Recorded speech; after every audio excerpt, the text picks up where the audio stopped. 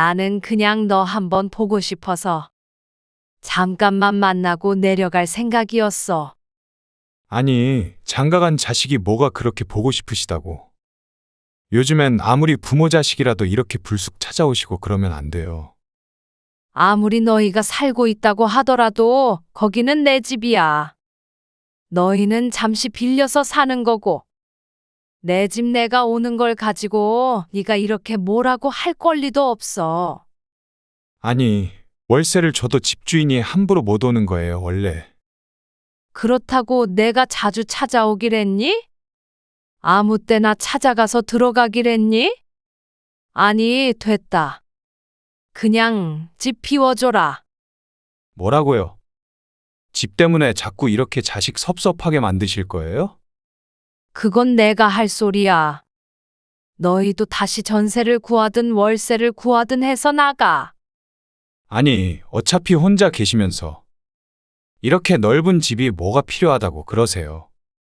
너희 돈 한 푼 안 내고 여태 살았는데 그것까지 다 달라고 하기 전에 집 비워줘. 오늘 이야기 속 주인공은 75세 홍유실 씨입니다. 그리고 45세 아들 박찬구에 관한 이야기입니다. 홍 씨는 아들의 매정한 말에 가슴이 문드러지는 것 같았습니다. 하나밖에 없는 자식이 이토록 가슴에 대못을 박을 줄은 몰랐습니다. 장가 보낸 뒤에도 남들처럼 평범하게 살았으니 이렇게 모진 말을 뱉는 사이가 될 줄 누가 알았겠습니까? 이 모든 게 홍 씨의 집, 아파트 때문에 일어난 일이었습니다. 아니, 결국은 돈 때문이죠. 홍 씨는 서울에 있는 35평 아파트를 소유하고 있었습니다. 꽤 넓지만 대단히 오래된 아파트였죠.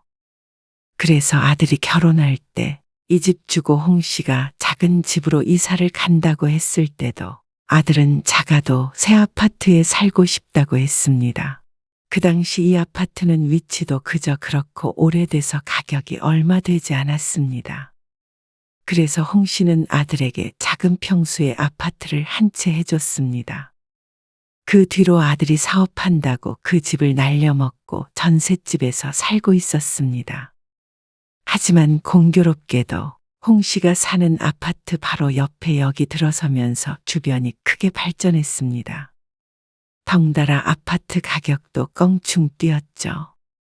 그렇게 죽을 때까지 그곳에 살다가 아들에게 상속해줬으면 아무 탈이 없었겠지만 문제는 그 전에 생겼습니다. 공기가 안 좋아서 그런가 요즘 자꾸 기침이 나. 어디 아픈 거 아니야? 아니, 병원에 가봤는데도 별 이상 없다네. 그리고 세상만사 귀찮고 기운도 없고 그래. 갱년기 같은 건가? 홍 씨는 어느 날 고향에 있는 여동생과 통화를 하고 있었습니다. 요즘 뭐가 문제인지 복잡하고 탁한 서울에서 벗어나 한적한 고향으로 가고 싶다는 생각이 종종 들었습니다. 공기 좋은 곳에서 요양 같은 걸 하고 싶은 마음도 있었죠. 아들에게는 말해보았자 바쁘니 신경도 쓰지 않았고 그러니 우울함은 더 커지는 듯 했습니다. 그러면 내려와서 살아. 좋은 공기 마시고 땅 밟고 살아야지. 갑자기 여기를 다 정리하고 내려가라고? 그게 아니면 우리 건너편 집 살던 아저씨가 자식이랑 합가한다고 월세 준다고 그러던데. 거기서 좀 살던가? 연락처 알려줘? 오랫동안 살아온 곳을 전부 정리하고 내려가는 것은 두려웠지만 잠시 살다 온다고 생각하면 오히려 좋은 것 같았습니다. 그 말에 홍 씨는 솔깃했습니다. 고향에서 조금 지내다가 몸이 어디가 아프거나 하면 서울에 다시 올라오면 그만이기 때문에 마음이 한결 가벼웠습니다. 그래서 아들에게도 그 이야기를 했습니다. 얼마나 가 계시게요? 글쎄, 몇 달이 될지 몇 년이 될지 모르겠네. 지내보고 좋으면 오래 있겠지. 그러면 집은요? 비워둬야지. 그래야 언제든지 다시 올라오지. 아들은 홍 씨의 계획이 좋은 생각이라고 했습니다. 그러세요. 저 지금 바빠서 그만 끊을게요. 그래. 홍 씨가 당장 고향으로 내려간다고 해도 아들은 시큰둥한 반응이었습니다. 자식이 가까이 살아도 소용이 없는 것 같았습니다. 그래서 홍 씨는 한 달도 안 되어서 짐을 싸서 시골집으로 내려갔습니다. 그리고 홍 씨는 시골 생활이 무척이나 만족스러웠습니다. 집 밖을 나가면 자연이 가까웠고 고향이기 때문에 마을 사람들도 알던 사람들이 많아서 쉽게 어울렸습니다. 몇십 년 만에 땅을 밟고 사니 그게 그렇게 좋을 수가 없었습니다. 시골집이라 월세도 엄청 적었고 무엇보다 여동생과 바로 건너집이라는 점도 좋았습니다. 여동생도 몇 년 전 남편을 먼저 떠나보내고 혼자 살고 있었으니 말이죠. 그렇게 반년 정도 명절 때도 올라가지 않고 지내니 아들에게서 연락이 왔습니다. 네가 웬일이니? 엄마, 잘 지내시네요. 그럼 얼마나 좋은데? 기침도 안 한다. 어떨 때는 서울에 있는 아파트를 팔고 아주 내려올까 하는 생각이 들기도 했습니다. 다행이에요. 그래서 말인데요. 제가 생각을 해봤는데요. 엄마 아파트 있죠. 내 집이 왜? 거기에 저희가 들어가서 살면 어떨까 해서요. 사실 애들도 컸는데 좁은 집에서 살기가 그래서 이사 생각하고 있었는데요. 아무리 전세라도 서울 집값이 너무 비싸서 평수 넓혀서 가는 것도 쉽지가 않겠더라고요. 아들이 구구절절한 이야기를 조심스럽게 꺼냈습니다. 해줬던 집을 날려먹은 것이 아들 본인이라 당당히 말할 처지도 아니었죠. 너는 이 집 낡아서 싫다고 그런 지가 벌써 10년도 훨씬 넘었는데 지금은 더 낡았어. 준다 그럴 땐 싫다 하더니 에이 고쳐서 쓰면 되죠. 다 리모델링해서 사는 거죠. 그리고 엄마 다시 돌아갈 건데 그때 되면 나가려고? 저희가 살다가 엄마 몸 불편해지고 그러면 그때 합치면 되죠. 어쩐 일인지 합가 이야기를 꺼내는 아들이었습니다. 저희가 깔끔하게 고쳐서 살고 있을게요. 그리고 조금 있으면 첫째도 대학 가니까 기숙사 살든지 자취를 하든지 할 거고요. 그러면 방 하나 남네요. 홍 씨가 선뜻 대답을 못하자 아들이 재촉했습니다. 집도 오래 비워두면 못 써요. 거기서 그렇게 잘 지내시는데 금방 돌아오시진 않을 거 아니에요. 저희는 전세자금 대출 이자도 많이 나가고 첫째도 곧 대학 가야 되는데 깝깝하네요. 홍 씨는 고민이 되었습니다. 홍 씨가 그 집 외에 대단한 재산이 있는 것도 아니고 그래도 그 집이 있어서 돌아갈 곳이 있다는 위안이 있었는데 아들네가 들어가서 살게 된다면 언제든지 돌아가기는 힘들 것 같았습니다. 그렇다고 합가하는 것도 쉬운 문제도 아니고 말이죠. 엄마 80 넘고 그러면 그때도 혼자 사시게요? 어차피 저희가 모셔야 하는데 이 집에서 모시면 더 좋죠. 홍 씨는 아들의 말을 100% 신뢰하지는 않았습니다. 하지만 좋은 게 좋은 거다 싶었습니다. 남도 아니고 자식이 힘들다고 부탁하는데 어차피 비어있는 집, 놀리는 이 아들이 사는 게 낫겠다 싶었습니다. 지금 마음 같으면 몇 년간은 이곳에 머물고 싶었으니 말이죠. 그럼 집은 너무 고쳐서 살지는 말어. 나중에 나랑 같이 못 살겠다고 하면 그 돈이 아깝잖냐. 전세 뺀 돈도 꼭 그대로 두고 돈 좀 더 모아서 다시 나갈 생각까지 하고 들어가란 소리야. 그래도 괜찮으면 그렇게 해. 그러니 아들이 그럴 일은 절대 없다며 웃었습니다. 더 늙으면 꼭 모시겠다고 걱정 붙들어 매라며 호언장담을 했죠. 그리고 그런 아들의 말에 홍 씨도 마음속으론 무척 기뻤는지도 모르겠습니다. 그렇게 홍 씨는 시골에, 아들은 홍 씨의 아파트에 살게 되었습니다. 아들이 홍 씨네 집으로 들어가서 산다는 말에 여동생은 걱정스러워했습니다. 언니, 나중에 창구가 명예 달라고 해도 그건 주면 안 돼. 알지? 요즘에 그러면 쪽박 차는 거야. 아이고, 그럴 일 없어. 어머? 사람 이름 모르는 거야. 나 죽으면 자연히 자기 건데 뭘. 걱정 말어. 그래. 혹시나 먼저 달라느니 그런 얘기를 해도 딱 잘라서 말해야 해. 알았어. 그런데 우리 아들 그럴 놈은 아니야. 참나? 사람이 나빠? 돈이 나쁘지? 홍 씨는 여동생의 말을 웃어넘겼습니다. 사실 안 그래도 지난번에 아들이 슬쩍 이야기를 꺼내길래 거절을 해둔 참이었습니다. 홍 씨는 그 아파트를 죽을 때까지 가지고 갈 노후 재산이라고 생각했습니다. 홍 씨는 시골 생활에 만족했지만 그렇다고 서울에 올라갈 일이 전혀 없는 것은 아니었습니다. 너희 삼촌 이번에 칠순잔치 한다 그래서 엄마가 다음 주 토요일에 올라갈 거거든. 아, 그러세요. 잔치를 해요? 저 토요일 점심에 약속 있는데. 아, 그러니. 바쁘면 나만 갔다 오면 되지. 크게 하는 건 아니고 집에서 간단하게 한대. 근데 여기까지 오시게요? 버스 타고 가면 되는데 뭘. 그래서 올라간 김에 너희한테도 한번 들르려고 하는데. 시간 괜찮니? 아, 다음 주 토요일이요? 그래. 토요일 점심때 잔치 갔다가 오후에 갈게. 그럼 주무시고 가세요? 아마 그래야 하지 않을까. 시간이 늦을 텐데. 저녁 먹고 하루 자고 내려오려고 하는데. 아들이 홍 씨의 말에 뜸을 들였습니다. 시간 없으면 어쩔 수 없고. 집 어떻게 고쳤나도 좀 보려고 하는데.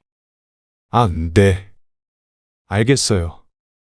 어째 반응이 시원치 않았습니다. 그래도 미리 말한다고 한 건데 시간이 너무 촉박한가 싶기도 했습니다. 아냐, 너 바쁘면 그냥 잔치만 다녀와도 되고. 아니에요. 일정은 없어요. 그때 뵐게요. 그래서 홍 씨도 대수롭지 않게 생각했습니다. 그리고 다음 주 주말이 되었을 때였습니다. 아니, 뭐하러 이런 걸 줘. 창구네로 간다며? 가지고 가서 창구도 주고 시골에도 한 통 가져가서 나눠 먹어. 이걸 다 어떻게 챙겨가? 아, 창구한테 내려와서 들고 가라고 하면 되지.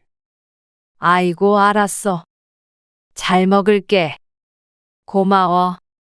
동생의 칠순 잔치 겸해서 점심을 함께 먹고 먼저 집을 나섰는데 남동생이 얼마 전에 담근 김치라며 김치통을 3통이나 택시에 실어주었습니다.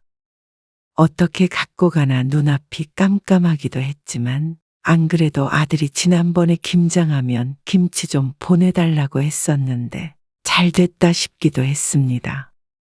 그렇게 택시를 타고 아들네로 가고 있는데 어쩐 일인지 아들이 전화를 받지 않았습니다.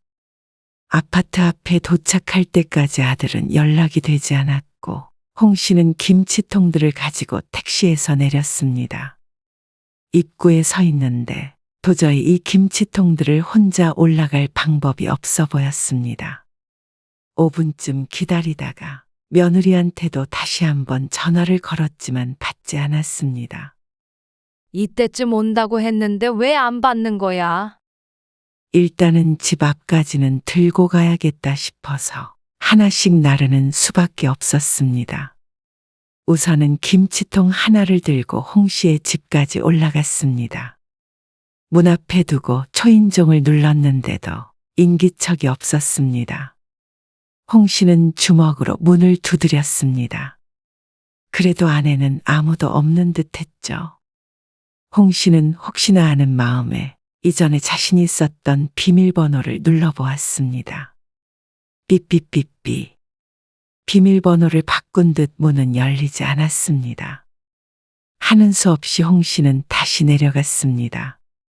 한 번 올라갔다가 내려왔는데도 김치통 2개가 남아 있었죠. 아니, 아드님 부르시지? 왜 혼자 옮기고 계세요?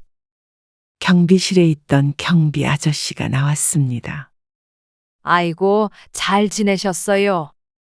오랫동안 근무하던 사람이라 홍 씨와는 잘 알고 있었습니다. 아들이 전화를 안 받아서요. 그러자 경비 아저씨가 선뜻 도와주겠다고 나섰습니다. 아이고, 정말 죄송해요. 감사합니다. 시골에서부터 들고 올라온 거예요. 하나씩 들고 엘리베이터를 타고 올라가는데 경비 아저씨가 물었습니다. 아니요, 받은 건데 아들이 있을 줄 알고 무턱대고 가져왔네요. 여기다 놓으면 되죠? 아, 네. 정말 감사합니다. 이따가 음료수 좀 사서 드려야겠다고 생각하는데 그제서야 아들에게서 전화가 왔습니다. 너 어디니? 왜요? 도착하셨어요? 그래. 지금쯤 도착한다고 얘기했잖아. 저도 점심에 약속 있다고 말씀드렸잖아요. 자리가 이제 끝나서요. 이제 갈게요. 얼마나 걸려? 글쎄요. 20분 정도요. 그럼 비밀번호 좀 알려줘. 좀 들어가 있게. 힘들어 죽겠다. 그런데 아들이 대답 없이 머뭇거렸습니다. 몇 초간의 정적 때문에 홍 씨는 기분이 좀 상했습니다. 내가 뭐 훔쳐가니? 그러면 20분 동안 여기 서서 기다려? 그러제서야 아들이 비밀번호를 일러주었습니다. 들어가는데도 한참 걸렸습니다. 아무래도 문 밖에 김치통들을 둘 수가 없기 때문에 하나하나 다시 부엌으로 옮겨야 했습니다. 소파에 앉아서 잠시 쉬는데 한숨이 났습니다. 김치통이 무거운 게 아들 탓은 아니지만 자신의 방문이 그다지 달갑지 않은 듯한 아들의 태도에 김치도 괜히 가지고 왔다는 생각이 들었습니다. 언제는 같이 살 거라고 집을 달라고 그러더니 비밀번호도 알려주지 않으려 하고 말이죠. 몇 달 만에 처음 방문했는데도 이렇게 떨떠름한 기색인 것이 서운했습니다. 홍 씨는 한숨 돌리고 다시 일어나 거실을 둘러봤습니다. 완전히 리모델링을 한 건 아니고 도배 장판만 한 것 같은데도 홍 씨가 살던 것보다는 훨씬 새 집 같았습니다.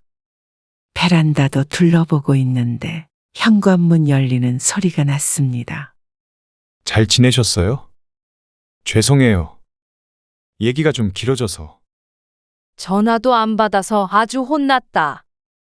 네 삼촌이 저 김치를 주는 바람에 김치요. 아들이 식탁 위에 올려져 있는 김치를 쳐다보았습니다. 엄마는 안 반가워해도 김치는 반가운 기색이었습니다.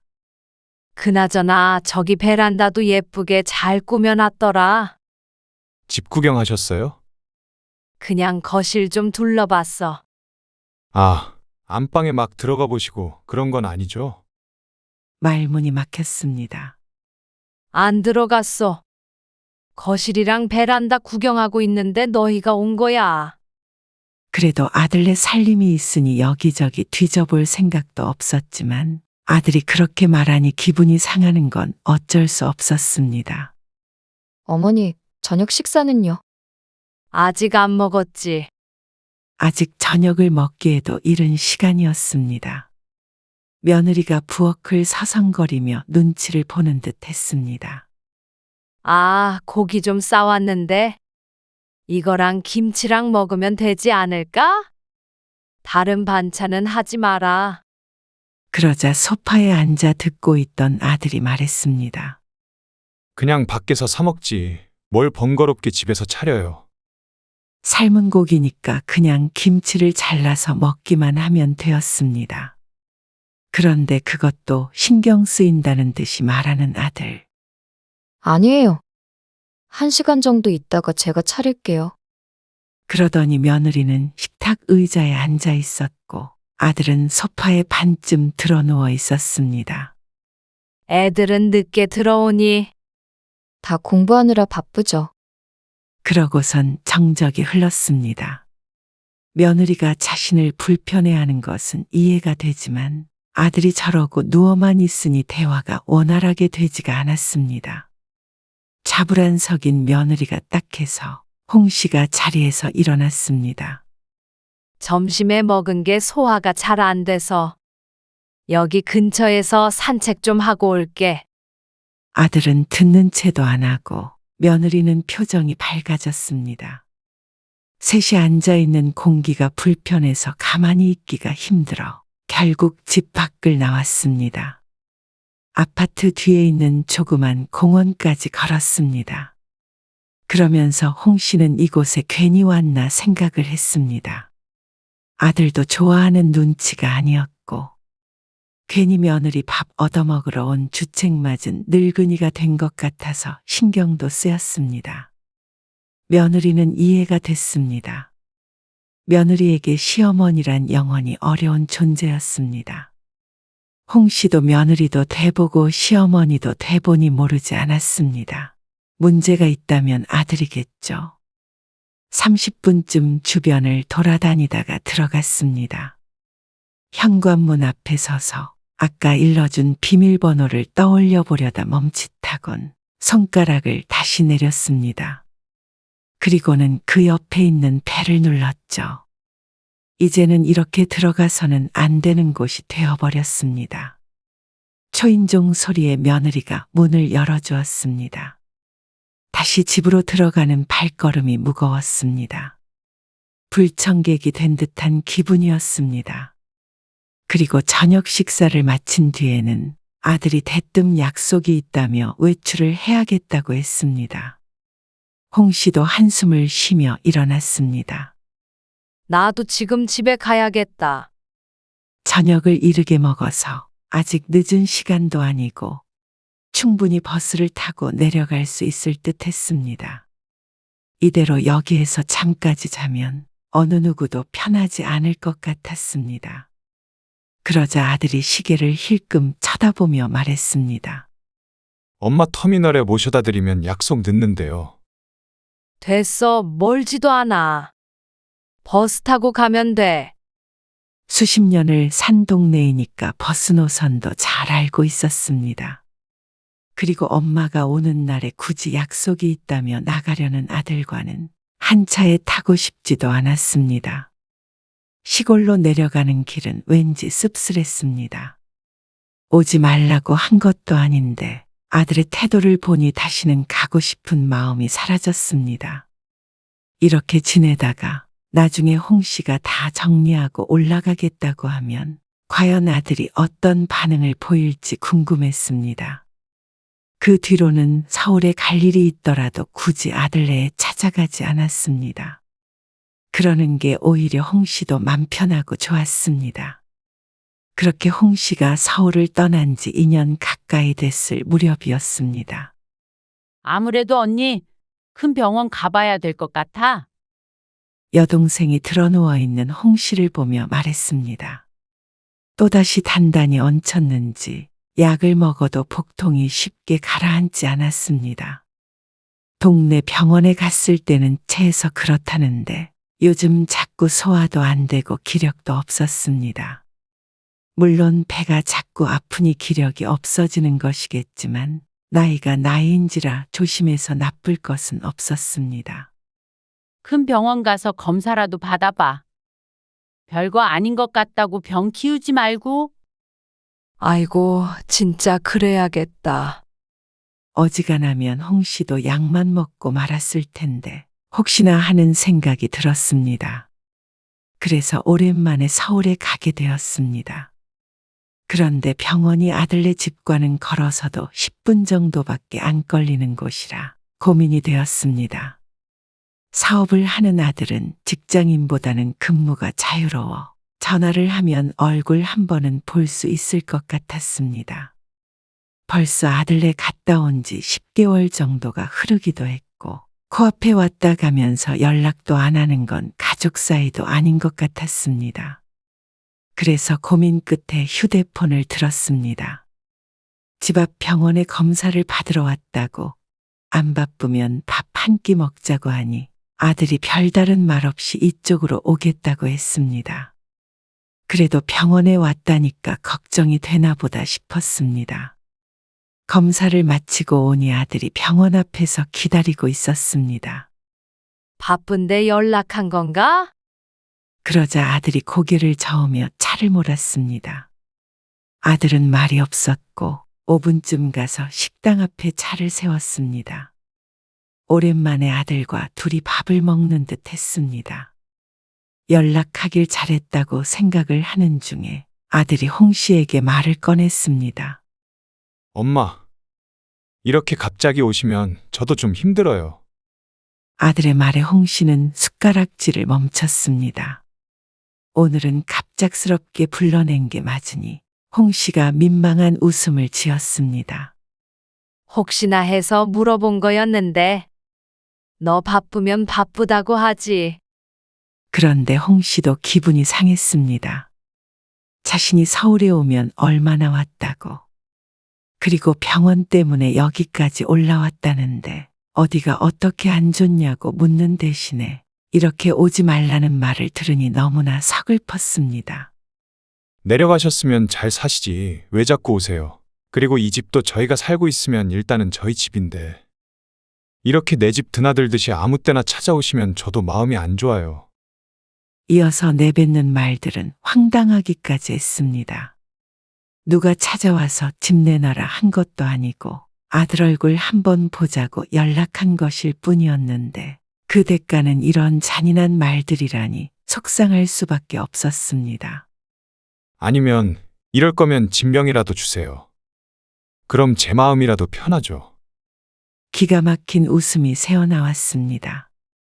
아들이 이렇게 말하니 홍 씨도 더 이상 아들에게 쩔쩔매는 게 의미가 없다고 느껴졌습니다. 너 내가 그 집에서 나오라고 하기나 했니? 아니면 내 집이니까 아무 때나 드나들기라도 했니?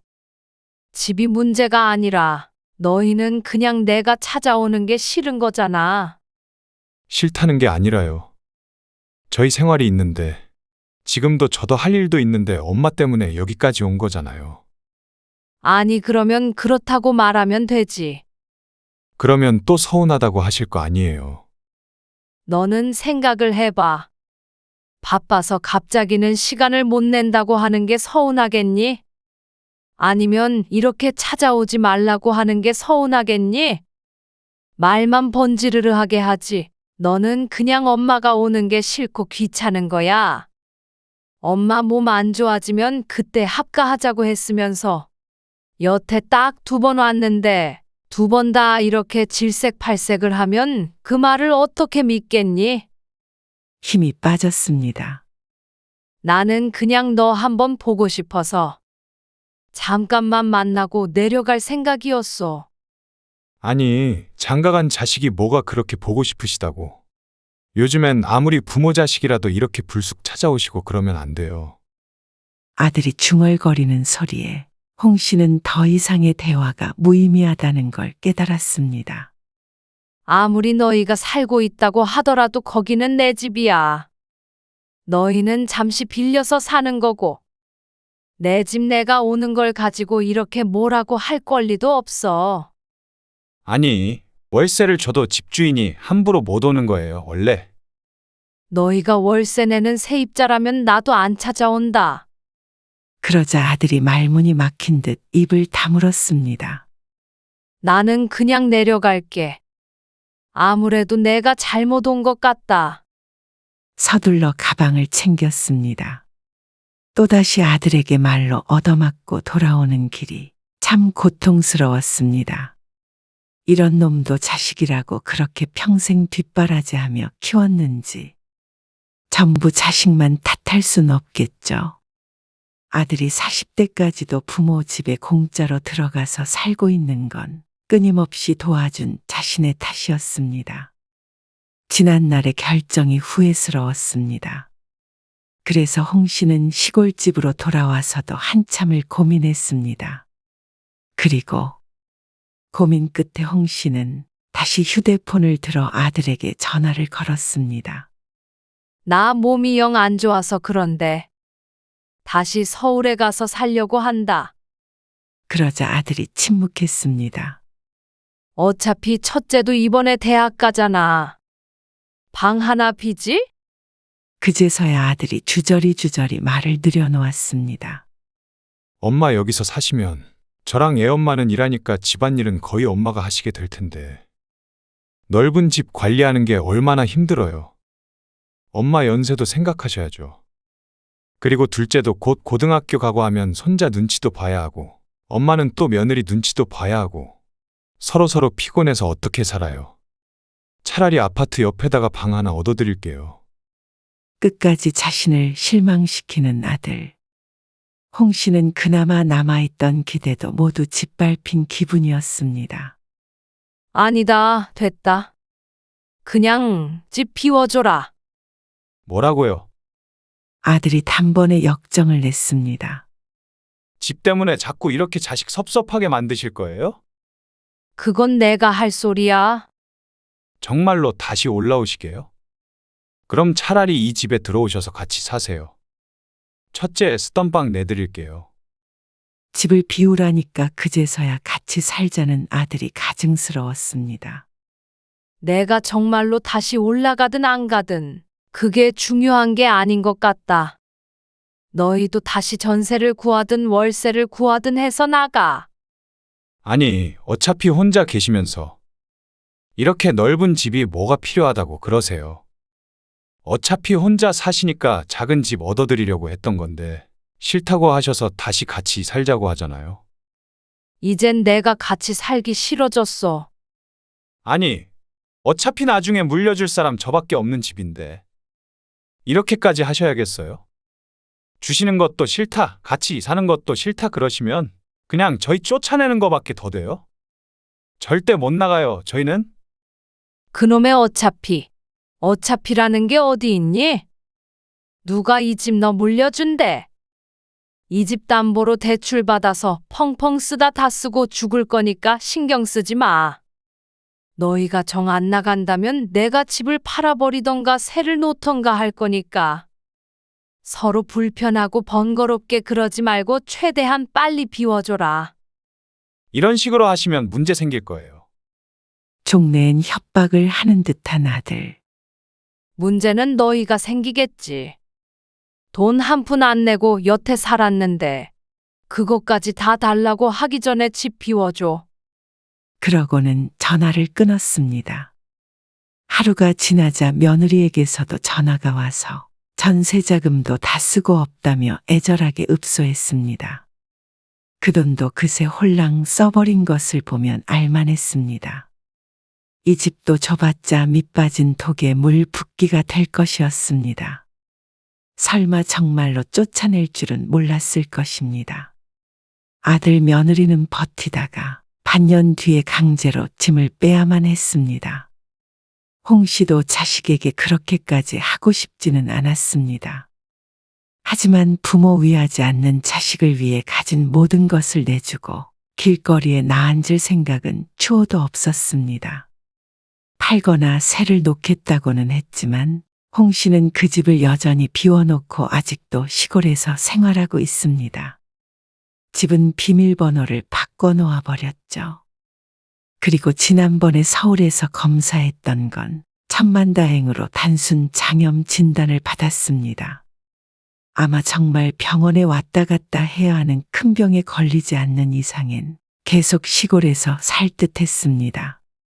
서울에 집도 있으니 언제든지 갈 수 있어 마음도 편했고 집값이 무척 오른 상태라 대출도 많이 나온다고 했습니다. 아들에게 했던 말처럼 펑펑 쓸 만큼 쓰다 죽을 생각이었습니다. 하마터면 눈 뜨고 코가 베일 뻔했습니다. 자식이라도 모든 걸 다 주면 안 된다더니 누가 한 말인지는 몰라도 뼈저리게 느끼게 되었습니다.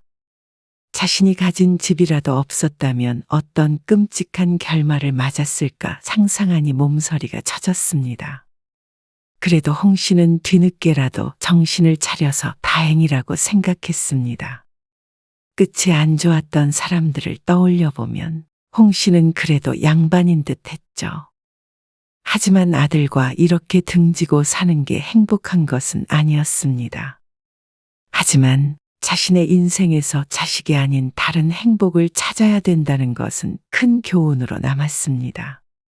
그래서 앞으로는 그 교훈을 뼈에 새기고 꼭 실천하며 살아갈 생각입니다.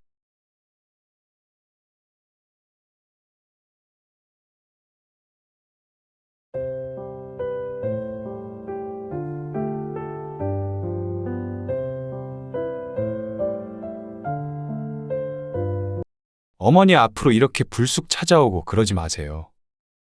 불쑥이라니. 5일 전이면 불쑥이죠. 잠자리도 그렇고 서로 불편하잖아요. 그럼 너희가 올 거니? 아니요. 저도 애엄마도 바쁘고요. 애들도 이제 진학 준비하느라 바빠요. 오늘 이야기 속 주인공은 80세 조순정 씨입니다. 그리고 그녀의 아들 48세 구승환입니다. 조 씨는 두근거리는 마음으로 아들네에 방문했던 어제를 떠올렸습니다. 하룻밤 만에 이렇게 비참하고 슬픈 기분이 들 줄은 꿈에도 몰랐습니다. 장장 11년 만에 만나는 외아들이었습니다.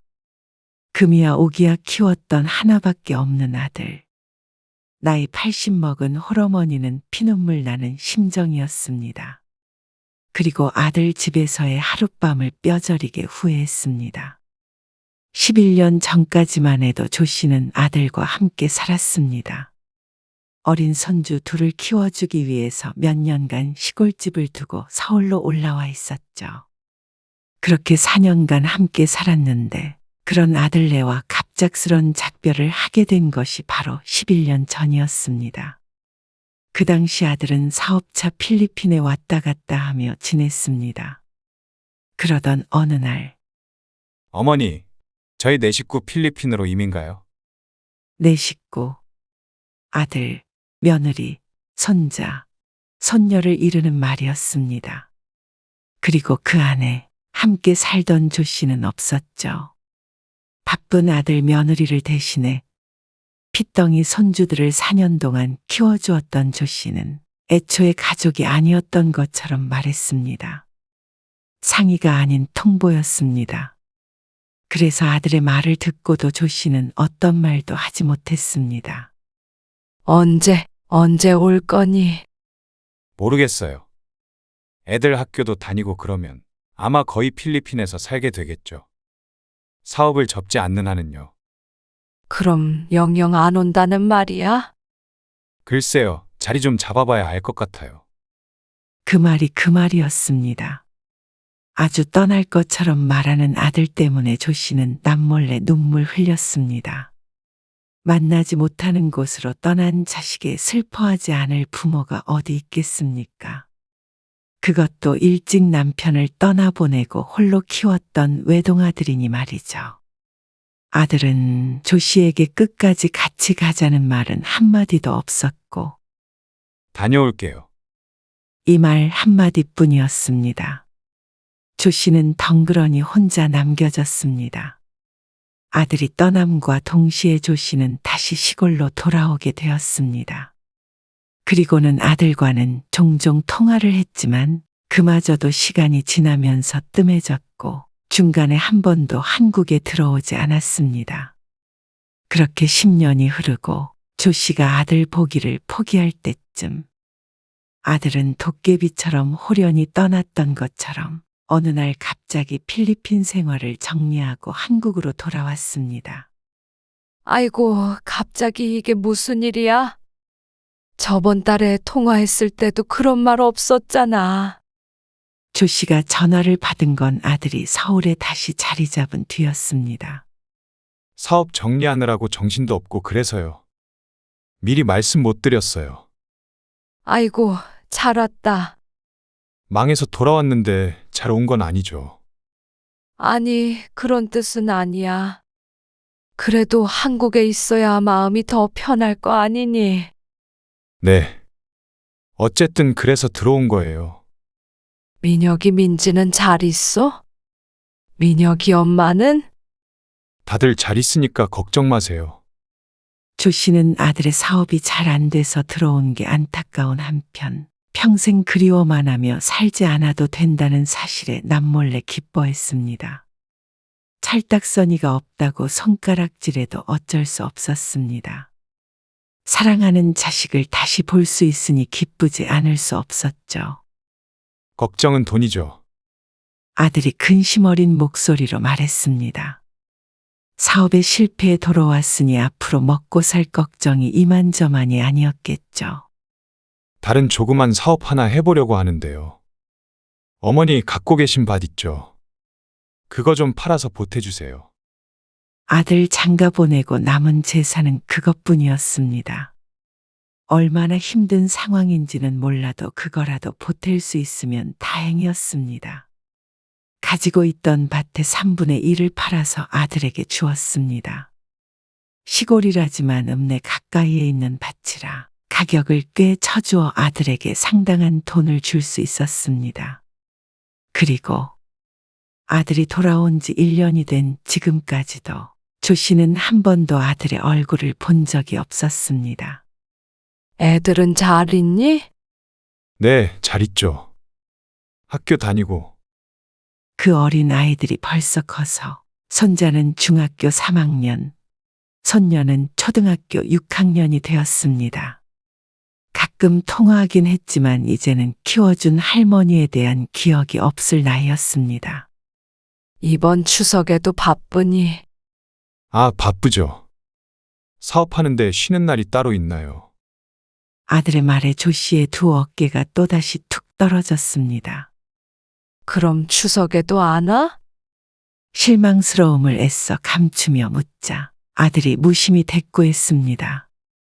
아마 그럴 것 같아요. 좀 생활도 풀리고 하면 그때 한번 내려갈게요. 민혁이 민지가 아니라 네 얼굴까지 까먹겠다. 은근슬쩍 투정 부려보았지만 아들은 바쁘다며 전화를 끊어버렸습니다. 손주들이 어떻게 자랐는지는 사진으로만 보았고 기억 속엔 아들마저 10년 전 모습뿐이었습니다. 조 씨는 한숨을 쉬며 휴대폰을 내려놓았습니다. 아이고, 언니네 아들 돌아왔다면서. 추석인데 이번에도 안 내려온대? 친한 이웃이 명절에도 혼자 있는 조 씨를 보며 말했습니다. 일하느라 바쁘지. 아주 눈코 뜰 새 없대. 얼마나 사업이 잘 되는지. 에휴, 아무리 돈이 중요해도 말이야. 늙은 엄마 혼자 있는 건 생각 안 해? 아이고, 내려온다고 난리치는 걸 내가 뜯어말리느라 아주 혼났어. 조 씨의 말을 믿지 않는지 이웃은 작은 소리로 혀를 찼습니다. 하도 바쁘다 그래서 내가 차라리 올라가겠다고 했어. 날짜 정하고 있으니까 괜한 소리 마라. 그러면 다행이고. 그리고 추석이 지난 지 한 달쯤 지났을 때 조 씨는 아들에게 용기 내 말했습니다. 승환아, 너희 온 지도 1년이나 됐는데 아직도 못 봤잖아. 너희가 바쁘니까 이번에 내가 올라가면 어때? 지난번에 말씀드렸잖아요. 바쁘다고요. 사실 지난번에도 물어본 적이 있었지만 바빠서 와도 못 본다는 말에 포기했었습니다. 하지만 이대로 있다가는 2년이 지나도 3년이 지나도 보지 못할 것 같았습니다. 주말 하루만 시간 좀 내봐. 아무리 바빠도 밥은 먹고 살고 잠은 잘 거 아니야. 바쁘다는 말이면 금방 체념했던 조 씨가 이번에는 강하게 나갔습니다. 그러니 아들이 머뭇거리며 알았다는 대답을 했죠. 그럼 토요일에 오셔서 하룻밤 주무시고 가세요. 알았어. 이번 주 아침에 올라갈게. 네, 알았어요. 휴대폰으로 집 주소 보내드릴 테니까 버스 타고 오세요. 터미널에서는 택시 타고 오시고요. 택시비는 제가 드릴게요. 걱정 마. 잘 찾아갈 테니까. 아들과 전화를 끊고 조 씨는 기쁜 듯 웃었습니다. 너무나도 오랜만에 보는 아들이었습니다. 강산이 한 번 변하는 세월 동안 내 자식을 못 보고 살았으니 그 반가움은 이루 말할 수 없었죠. 5일이나 남았지만 조 씨는 그때부터 설레는 마음으로 짐을 쌌습니다. 자신의 짐이 아니라 아들을 위한 음식들이었죠. 직접 담근 김치 조금과 고추장, 그리고 밭에서 농사지은 당근과 상추도 봉지에 넣었습니다. 조금씩 담는다고 담았는데도 짐이 한가득이었습니다. 마당에서 콧노래를 부르며 챙기고 있는데 지나가는 길에 들른 이웃이 의아해했습니다. 어디 이사라도 가? 뭘 그렇게 챙겨? 아, 우리 아들네. 이번 주말에 올라가기로 했거든. 그러자 이웃이 놀랐습니다. 정말? 진짜 가는 거야? 그럼 진짜로 가지 가짜로 가는 것도 있어. 아니, 영 끄는 줄 알았더니 그건 아닌가 봐. 이웃은 말을 하자마자 아차하는 표정을 지었습니다. 조 씨는 황당하다는 듯이 대답했습니다. 누가 누구랑 연을 끊어? 그러자 어색한 웃음이 돌아왔습니다. 아니, 내 말은 솔직히 언니 아들 필리핀에서 돌아온 지가 언젠데 말이야. 홀어머니 한번 보러도 안 오니까 다들 그렇게 생각했지, 뭐. 아니면 다행이고. 고놈의 주둥이들을. 쓸데없는 말 할 거면 얼른 가봐. 아니, 걱정돼서 한 소리지 뭐. 근데 뭘 그렇게 바리바리 싸가? 고속버스 타고 가는 거 아니야? 노인네가 다 어떻게 들고 가려고. 조 씨도 평상 위에 가득 찬 짐들을 바라보았습니다. 아마 다 들고 가지는 못할 듯 했습니다. 그래도 이번에 보면 또 언제 볼지 모르니까 아들이 좋아하는 것들을 최대한 많이 챙겨주고 싶은 마음이었습니다. 서울 가면 먹을 거 천진데 시골 음식 좋아라 하겠어? 아무튼 자식 사랑 유별나. 조 씨는 듣는 둥 마는 둥 했습니다. 그리고 주말이 됐을 때 새벽 일찍 눈이 번쩍 뜨였습니다. 원래도 잠이 많지 않았지만 그날따라 유난히 잠을 설쳤습니다. 들고 갈 수 있는 만큼 단단히 챙긴 조 씨는 이른 아침 집을 나섰습니다. 그리고 버스에 탑승한 뒤에 바로 아들에게 전화를 걸었습니다. 나다. 지금 버스 탔어. 아, 벌써요. 알겠어요. 조심히 오세요. 아들은 자다 깼는지 목소리가 잠겨 있었습니다. 버스가 출발하고 덜컹거리는 버스를 따라 조 씨의 마음도 함께 요동쳤습니다. 손주들이 얼마나 컸을까 상상만 해도 설레었습니다. 오랜만에 보는 아들도 며느리도 어서 빨리 보고 싶었습니다. 그리고 생각했습니다. 10년 참 길다. 남편도 자식도 없이 홀로 산 시간이 10년이 넘었습니다. 이웃들이 조 씨가 자식과 연을 끊었다고 생각해도 이상한 일이 아니었습니다. 조 씨는 옆좌석에 김치와 고추장, 각종 채소들을 올려놓았습니다. 그렇게 1시간쯤 가다가는 어느 터미널에서 옆자리에 사람이 타자 발밑에 내려놓기도 하고 봉다리는 끌어안기도 하고 그렇게 한참을 갔습니다. 버스 타고 3시간 반.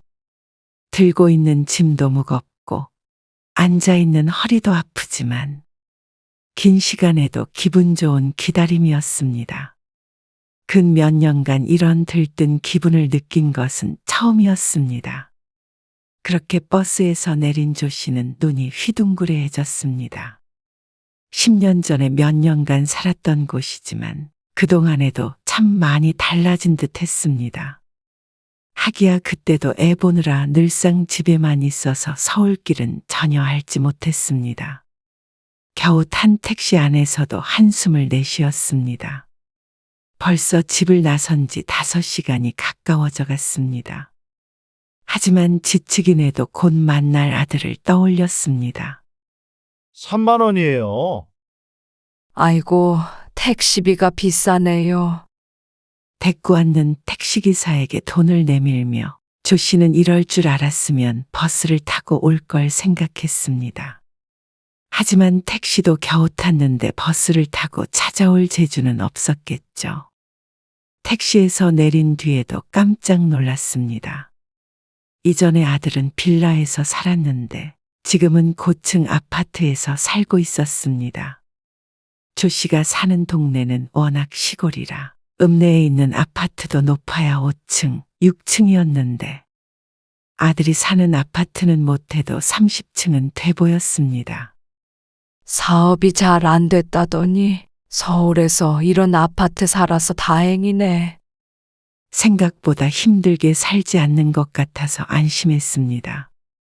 다들 서울 집값이 비싸다고 난리인데 그래도 내 아들 식구들 지낼 번듯한 집이 있으니 뿌듯했습니다. 901동이라고 했는데 아파트가 너무 넓으니 내려서도 한참 헤맸습니다. 경비 아저씨의 도움을 받아서 겨우 찾아갈 수가 있었습니다. 아파트 입구 1층에서 아들에게 전화를 걸었습니다. 승환아, 지금 1층에 도착했는데 배를 어떻게 눌러야 하는지 모르겠네. 그러자 삑 하는 소리와 함께 문이 열렸습니다. 기나긴 여정이었습니다.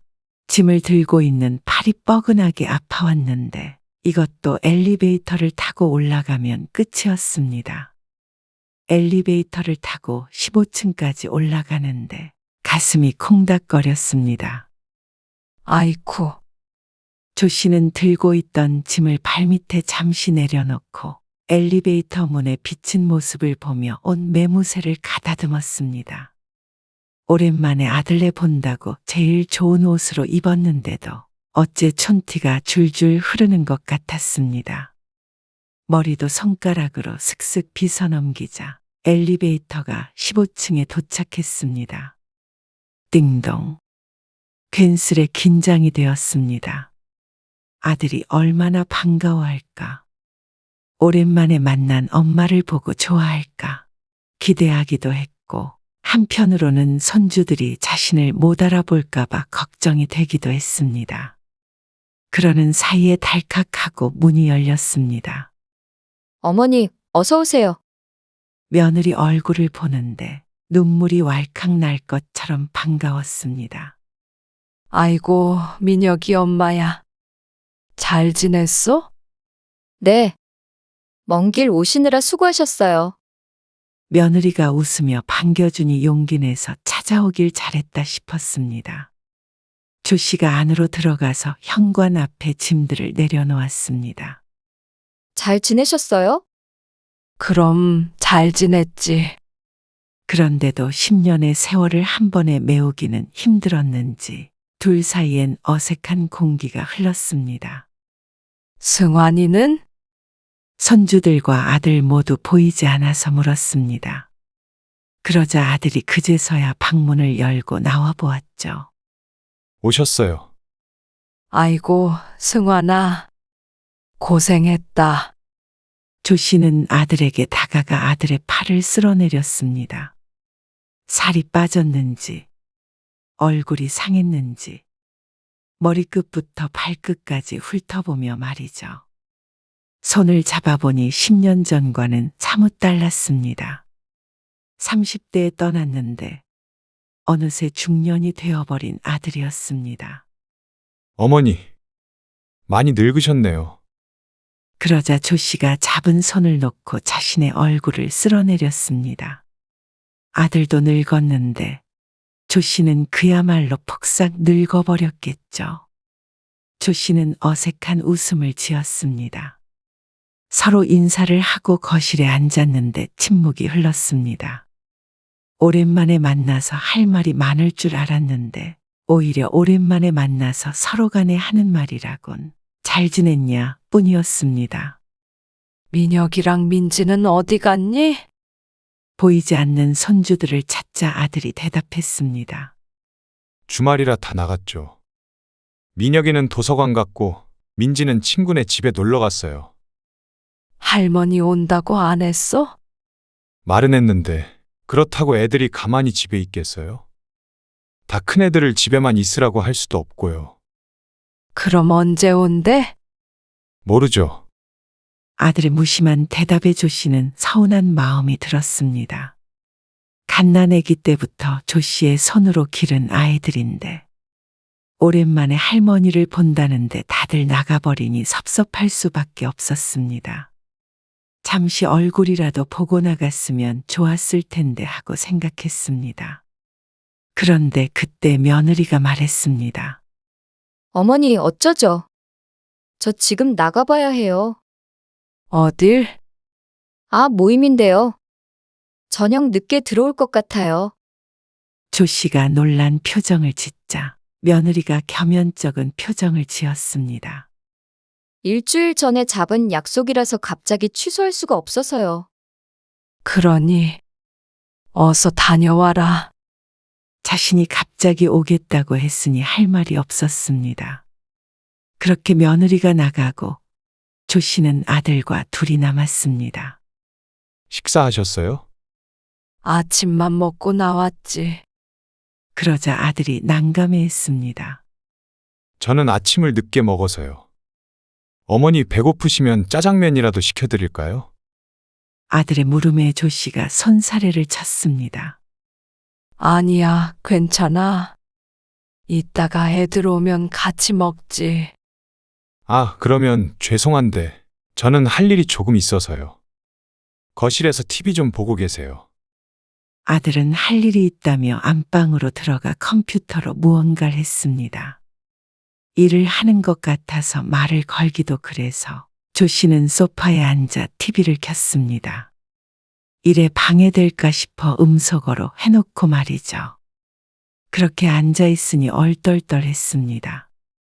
다섯 식구 단란하게 식사도 하고 이야기도 나누는 상상을 하고 왔으니 지금 뭐 하고 있는 건가 싶기도 했습니다. 소리가 들리지도 않는 드라마를 흐린 눈으로 보고 있는데 삐리릭 하고 현관문 열리는 소리가 났습니다. 남자아이가 들어오며 놀란 표정을 지었습니다. 손자 민혁이었습니다. 민혁이니? 5살 때 보고 못 본 손주는 길에서 마주치면 알아볼 수도 없을 것 같았습니다. 아, 안녕하세요. 손주를 바라보는 조 씨의 설레는 마음과는 다르게 아이는 아주 어색하게 인사를 했습니다.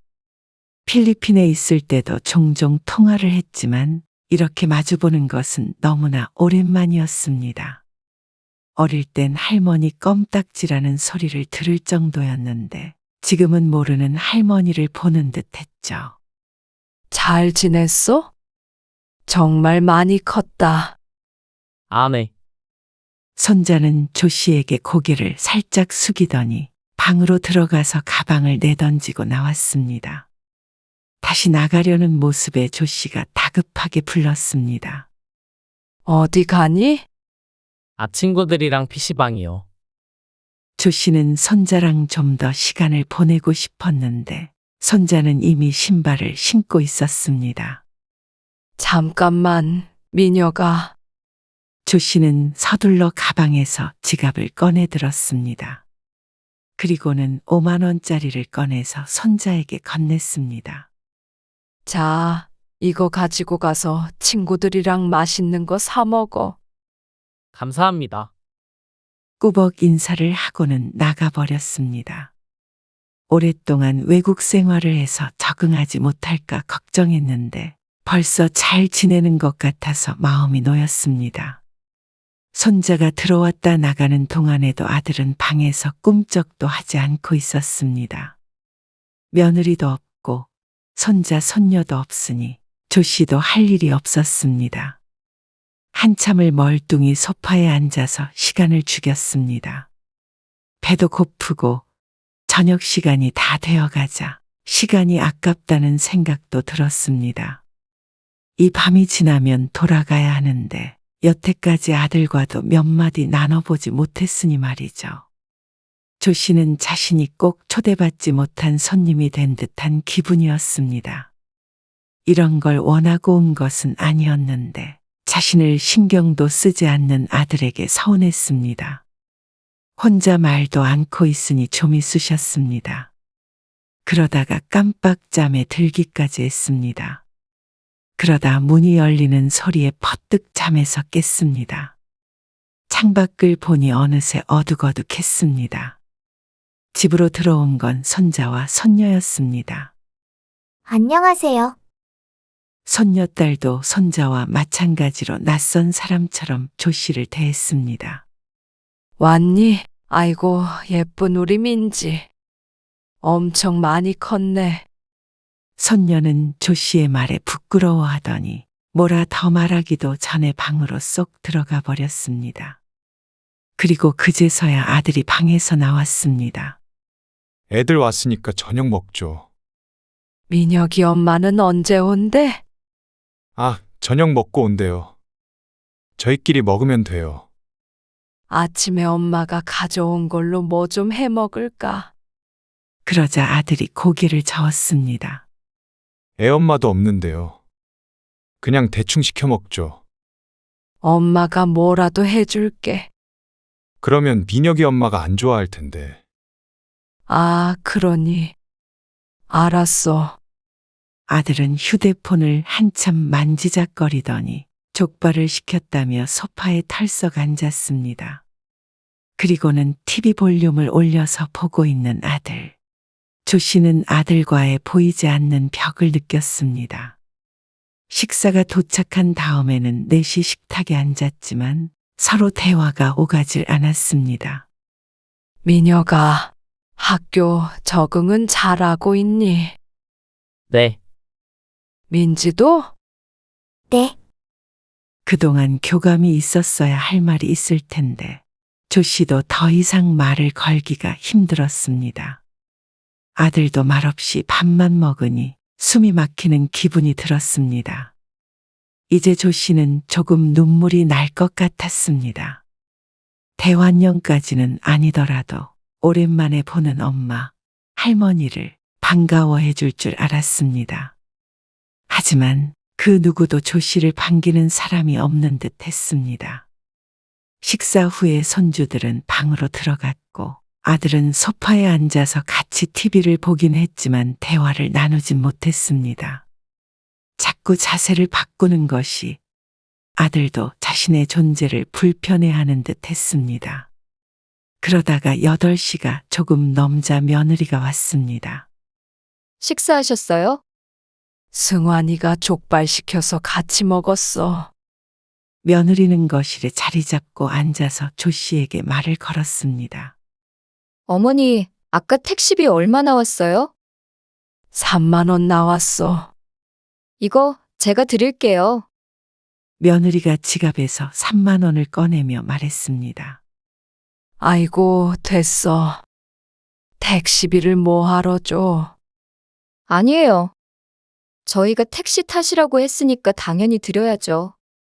내일은 모셔다 드릴게요. 며느리가 극구 사양하는 조 씨에게 신랑이 끝에 억지로 3만 원을 쥐어주었습니다. 그래도 이 집에서 가장 살가운 것은 며느리인 듯 했습니다. 아들과 손주들이 조 씨를 투명인간처럼 대한다고 한다면 며느리는 그래도 자신을 반가워하진 않지만 적어도 손님 취급은 해주는 것 같았죠. 잠은 민지랑 주무세요. 손녀딸과 함께 자라고 했지만 어린이를 위한 작은 침대 위에서 둘이 자기엔 너무 비좁아 보였습니다. 나는 그냥 거실 바닥에서 잘게. 이불만 좀 깔아줘. 번거롭게 뭘요. 그냥 민지 방에서 주무세요. 아들의 귀찮은 듯한 대꾸에 조 씨가 입을 다물자 며느리가 이불을 가져왔습니다. 그럼 저희는 일찍 잘게요. 그러더니 아들의 팔을 잡아 끌고 다시 안방으로 들어가 버렸습니다. 조 씨가 이 집에 들어와서 나눈 대화가 10마디나 될까 싶었습니다. 거실에 또다시 혼자 남겨진 조 씨가 이불 위에 조심스레 몸을 뉘었습니다. 불 꺼진 거실에 누워 눈만 꿈뻑꿈뻑. 유난히 잠이 오지 않는 밤이었습니다. 원래는 9시면 잠드는데 오늘따라 여러 생각이 들었죠. 조 씨가 아들을 보기 위해 일주일 전부터 설레었던 마음. 아들은 같은 마음을 느끼지 못했던 것 같았습니다. 생각해보면 그랬습니다. 사실 아무리 바빠도 사람이 365일 24시간 일하는 게 아닐 텐데. 필리핀에서 돌아온 1년 동안 한 번도 오지 못했다는 것은 오고 싶지 않았다는 뜻이었겠죠. 애써 외면해 왔는데 이렇게 아들네 집에 와보니 알 것 같았습니다. 그저 조 씨가 인정하고 싶지 않았던 것이었죠. 그렇게 생각하니 참았던 눈물이 주르륵 흘렀습니다. 나쁜 놈. 내가 살면 얼마나 산다고. 벌써 80세가 된 조 씨. 하나밖에 없는 아들을 보겠다고 먼 길을 온 늙은 어머니를 이렇게 방치할 수가 있나 싶었습니다. 아무리 싫은 손님이라도 집에 왔으면 들여다보고 챙겨주고 하는 게 인지상정인데 하루 동안 조 씨는 없는 사람이나 마찬가지였습니다. 그렇게 거의 뜬 눈으로 밤을 지샌 조 씨는 새벽 일찍 이부자리를 정리했습니다. 그리고 아들네가 깨어나기를 기다렸지만 일요일 아침이라 누구도 쉽게 눈을 뜨지 않았습니다. 오전 9시가 넘어가고 10시가 넘어가서야 하나 둘 문을 열고 나왔습니다. 각자 물을 마시고 화장실을 다녀오고 하는데 조 씨에게 안부를 묻는 사람도 없었죠. 인형처럼 소파에 앉아 있으니 아들네가 자신이 빨리 가기를 기다리는 것 같다는 생각이 들었습니다. 왔다 갔다 하면서 아들 며느리가 자꾸 시계를 보는 게 느껴졌습니다. 조 씨는 아침밥을 먹기도 전에 가방을 챙겨 일어났습니다. 나는 이만 가봐야겠다. 그러자 아들이 기다렸다는 듯이 말했습니다. 아, 가시게요? 어차피 저희도 금방 나가야 되니까 가는 길에 터미널에 모셔다 드릴게요. 그러면서 주섬주섬 옷을 챙겨 입었습니다. 몇 시에 약속인지는 모르겠지만 조 씨가 언제 갈 줄 알고 오전에 약속을 잡았는지 모를 일이었습니다. 무언가 후련해 보이는 아들의 표정을 보니 조 씨는 머리를 망치로 맞은 듯 했습니다. 새벽 내내 했던 생각에 아들이 확신을 주었습니다. 조 씨는 나오기 전에 손주들에게 20만 원씩 용돈을 챙겨주었습니다. 그리고 앞으로 언제 볼지 모른다는 생각에 오래도록 눈으로 그 얼굴들을 담았습니다. 그렇게 아들의 차를 타고 터미널로 가는 길. 역시나 침묵이 흘렀죠. 아, 어제 택시비 얼마 나왔어요? 드리기로 했잖아요. 아들의 갑작스러운 말에 헛웃음이 나왔습니다. 분명히 며느리와 택시비를 가지고 실랑 일을 할 때 옆에 앉아있던 아들이었는데 무슨 말이 오고 갔는지도 모를 만큼 자신에게 무관심했던 것 같았습니다. 내가 드렸잖아. 아, 그래? 그렇게 5분쯤 가다가 아들이 다시 입을 열었습니다. 무언가 할 말이 있는 듯 운전하며 거울을 통해서 뒤에 앉은 조 씨와 눈을 맞췄습니다. 어머니, 지난번에 땅 팔아서 돈 주셨잖아요. 그거 말고 밭도 있죠. 웬일로 말을 거나 했더니 돈 이야기였습니다. 그래. 당근이랑 상추랑 다 그 땅에서 농사 지은 거야. 농사 그만 지으시라니까요. 나이가 몇인데 아직도 농사를 지어요. 아들이 조 씨를 걱정하는 듯 말했습니다. 하지만 이어지는 말에 조 씨는 다시 한번 실망했습니다. 그거 그냥 팔아서 지난번처럼 저 좀 주세요. 조 씨는 한숨을 쉬었습니다. 지난번에 팔아서 준 돈도 조 씨에겐 꽤 큰 돈이었습니다. 지금 남은 땅은 조 씨의 노후 자금으로 쓰려고 남겨둔 땅이었습니다. 그리고 지금 나이가 80세이지만 앞으로 10년을 더 살지, 20년을 더 살지 모를 일이었습니다. 남편도 없이 들어오는 수입이라고는 연금밖에 없는데 그것마저 아들을 줘버리면 나중일을 장담할 수가 없게 되죠. 그래서 조 씨는 아들에게 마음에도 없는 질문을 했습니다. 그러면 그 땅이랑 집 팔고 나도 서울 올라올까? 너희 집에. 그러니까 아들이 입을 다물었습니다. 잠시 정적이 흘렀죠. 아들과 며느리가 눈짓으로 무언가 사인을 주고받는 듯 하더니 아들이 대답했습니다. 일단 땅부터 팔아서 주시고요. 나중에 어머니 어디 아프시면 그때 다시 얘기해요. 조 씨는 느꼈습니다. 그럴 생각이 없구나. 하룻밤이었지만 아들의 마음을 전부 확인하게 되었습니다. 떨어져 살던 세월 때문인지 원래 그런 아들이었는지 이제는 내 품에 있던 그 작고 소중한 아이가 아니구나. 아들에게도 나는 세상에 하나밖에 없던 사랑하는 엄마가 아니구나 하고 생각했습니다. 아들은 아내도 있고 자식들도 있는 온전한 가정이었고 조 씨는 이제 가진 것 다 내놓고 물러나줘야 하는 늙은이일 뿐인 듯 했습니다. 그 땅은 아직 팔 생각이 없어. 내가 내일 당장 죽는 것도 아닌데. 나중에 너한테 손 안 벌리고 살려면 나도 돈이 있어야 하잖아.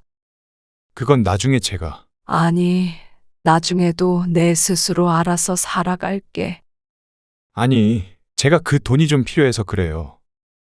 너보다 이 늙은 엄마가 그 돈이 더 필요하지 않겠니? 너는 지난번에 준 돈으로 사업 잘 일으켜봐라. 애들 잘 키우고, 그럼 난 가마. 차는 어느새 터미널 앞에 멈춰 섰습니다. 조 씨가 차에서 내리려고 하자 아들이 말했습니다. 그러면 앞으로 이렇게 불쑥 찾아오고 그러지 마세요. 불쑥이라니? 미리 말했잖니. 오일이 불쑥이죠. 잠자는 것도 그렇고 서로 불편하잖아요. 그럼 너희가 올 거니? 아니요. 저도 애엄마도 바쁘고요. 애들도 이제 진학 준비하느라 바빠요. 그래, 알았다. 돈을 주지 않는다는 소리에 화가 난 듯한 아들을 뒤로하고 조 씨는 차에 서내렸습니다. 내리면서도 어쩌면 이게 마지막이 될지도 모른다는 생각이 들었습니다. 아마도 조 씨가 연락하거나 찾아가지 않는다면 아들도 굳이 자신을 찾지 않을 것 같았습니다. 어쩌면 동네 사람 말이 맞았던 것 같습니다. 아들과 조 씨는 이미 잘린 끈이라 조 씨가 붙잡고 있던 이 손만 놓는다면 언제고 두동강 날 사이였던 듯 했습니다. 버스를 타러 가는 조 씨의 심정은 씁쓸한 정도가 아니라 지금 당장 길바닥에 주저앉아 오열하고 싶은 기분이었습니다. 나이 30쯤 아들을 낳아서 지금까지 50년 가까이 나에겐 둘도 없는 소중한 자식이었는데 이제 남이 되어버린다고 생각하니 가슴이 먹먹했습니다. 조 씨에게는 여전히 작고 여린 아이였지만 자식의 마음은 또 다른 듯 했습니다. 내리사랑이라는 게 참 잔인한 말 같았습니다. 내려준 사랑이 절대 되돌아오지 않는다는 뜻이니 말이죠. 그렇게 버스를 타고 마을에 도착했을 때 잘 다녀왔어? 아들 만나니까 좋아. 그럼 좋지. 근데 너무 바빠서 이제 안 가려고. 조 씨는 쓸쓸하게 대답했습니다. 난 얼른 밭에 좀 가봐야겠다. 시큼해지는 눈을 숨기며 서둘러 집으로 들어갔습니다. 그리고는 평상에 앉아 마음을 다잡으려고 노력했습니다. 힘 닿는 데까지 농사도 짓고 남는 시간에 나들이도 다니고 아들이 다시 필리핀에 갔다고 생각하고 그렇게 살기로 또 다짐했습니다. 이제 자식에게 집착하지 말자고 스스로에게 암시를 걸었습니다. 그러니 조금쯤 슬픔이 덜어지는 듯도 했습니다. 그리고 마을 사람들도 있으니 혼자도 아니었습니다. 그저 원래 살던 아들이 없던 삶으로 다시 돌아갔을 뿐이었죠.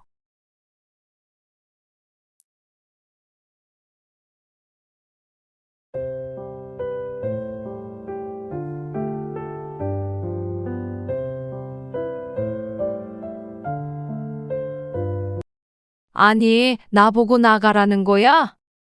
나가라는 말은 아니고요. 그렇게 말하니까 어감이 이상하네요. 어머니 불편하시니까 말씀드리는 거죠. 그 말이 그 말이잖아. 아니, 지금 당장 그러라는 게 아니고요. 둘째도 방을 따로 쓰려면 좀 더 있어야죠. 당연히.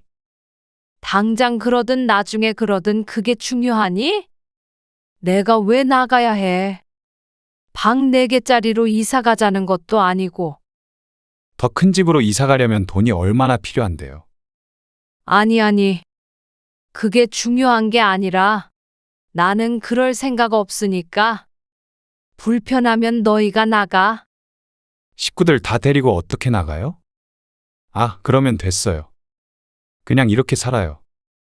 저는 그래도 나름 엄마 생각해서 고민해서 말씀드렸던 거예요. 그런 고민이면 하지 마.